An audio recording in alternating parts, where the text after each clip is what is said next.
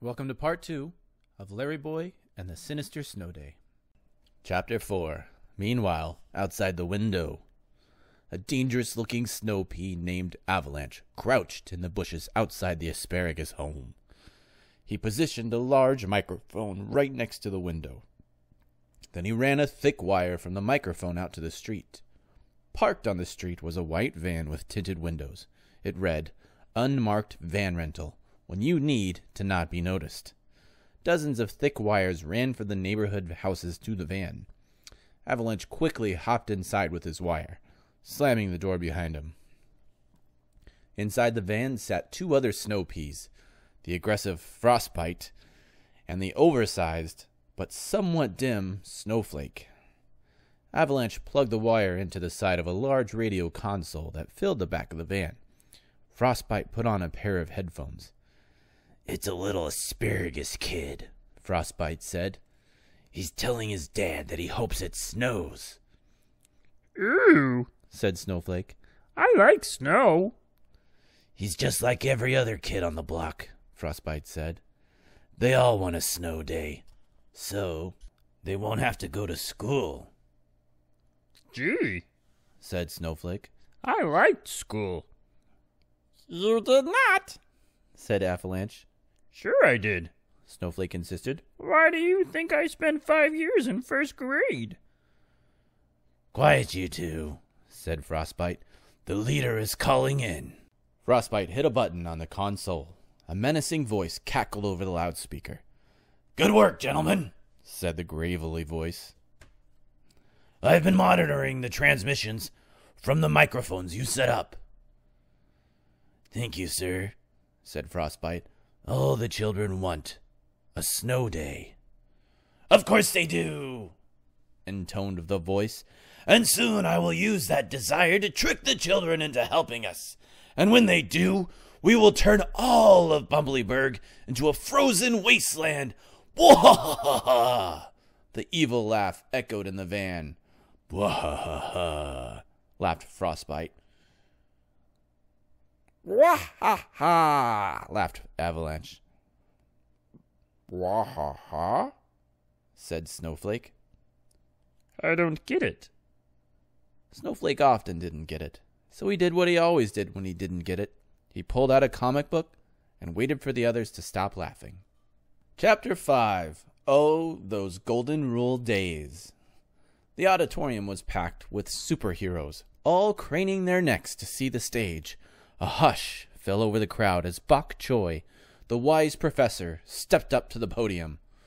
"Superheroes and superheroes in training," Bok Choy began. "You are all gathered here this day to witness an event that has never happened before in our school.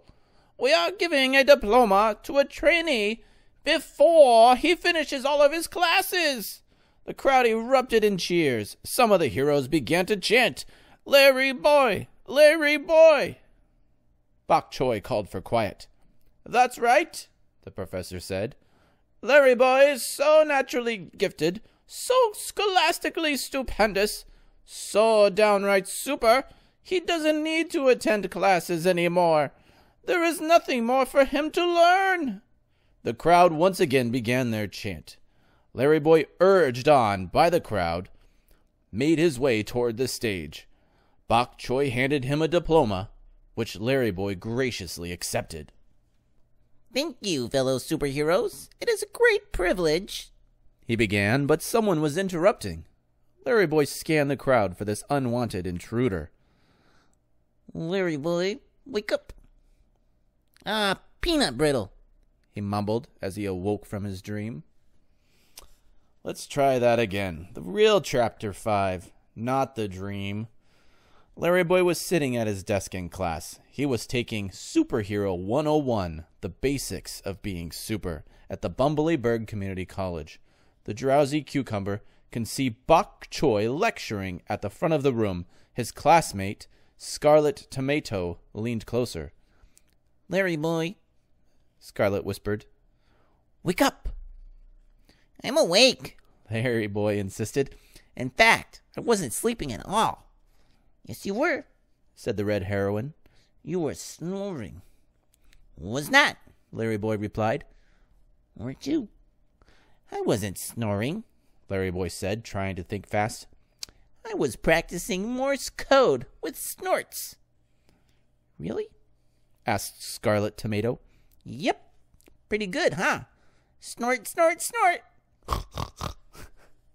LarryBoy made an obnoxious noise through his nose. That, my friend, is the letter S. Scarlet Tomato looked at LarryBoy with disbelief. Okay. I was sleeping. I'm sorry, LarryBoy confessed. While sleeping or practicing, you've missed the lecture.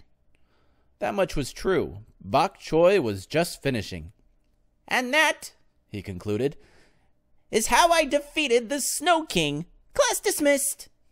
The superheroes packed up their books and headed out. Except, called Bok Choy, for LarryBoy. Oops, said LarryBoy. Tough break, Lemon Twist called out. The other heroes just giggled. LarryBoy walked to the front of the classroom. Yes, Professor Joy? LarryBoy asked. Bok Choy looked meaningfully at the young hero. LarryBoy was too embarrassed to look at his teacher in the eye. Were you sleeping in my class? Asked Bok Choy. No, of course not. Don't be silly. Well, maybe a little. Son, someday you will realize how important an education is, the teacher said. When that day comes, you will wish you hadn't slept through so many lectures. Yes, sir, said LarryBoy. You can go. Thank you, Professor Joy, said LarryBoy. The embarrassed cucumber hurried out of the room. Chapter 6. The Ride Home. Vroom! LarryBoy raced his Larrymobile toward home. Suddenly, his video phone chirped. Archibald, Larry's butler, appeared on the video screen. Good evening, Master Larry, said Archibald. Hello, Archie, muttered the cucumber. And how was class this evening? Asked the butler. Class? Said LarryBoy. Stimulating, invigorating, awe-inspiring. Oh? Asked Archibald. So you fell asleep again? Maybe, LarryBoy admitted. But it wasn't my fault. The lecture was really boring. In fact, school is boring. But school can't be so much fun, said Archibald. There are so many good things to learn. I love attending classes. I don't, said LarryBoy. I am an accomplished superhero. I know so much already. I don't need any more schooling. Besides, I have more important things to do with my time. Like what? Like playing tic-tac-toe on our Larry computer, said LarryBoy. Tonight, I think I can win. Archibald sighed as LarryBoy clicked off the video phone.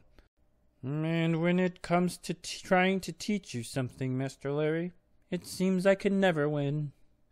Stay tuned here for part 3 of LarryBoy and the Sinister Snow Day.